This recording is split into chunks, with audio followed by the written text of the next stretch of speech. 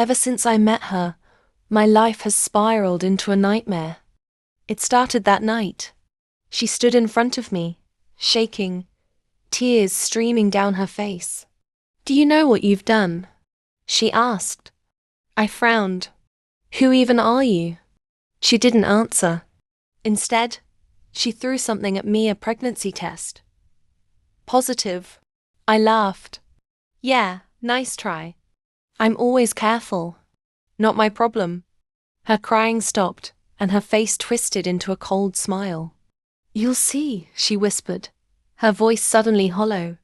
I woke up the next day in the infirmary, my head pounding. My best friend was there. "You've been out all day. What happened?" he asked. I didn't know. My memory was hazy, but something felt wrong.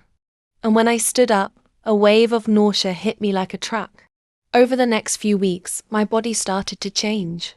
My stomach swelled, my muscles softened, and no amount of working out could stop it. People stared and whispered everywhere I went.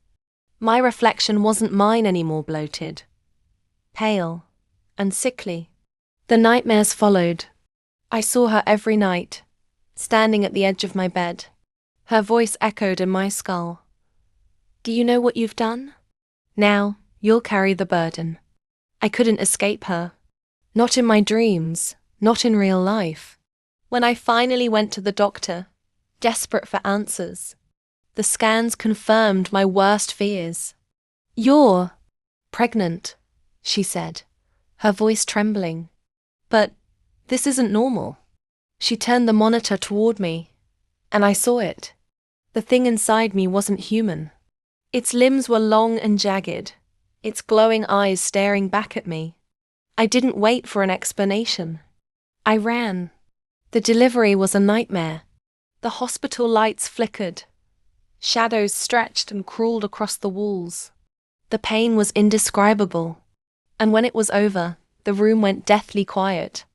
I forced myself to look. The baby wasn't a baby. Her black eyes shimmered like voids, her twisted smile stretching unnaturally.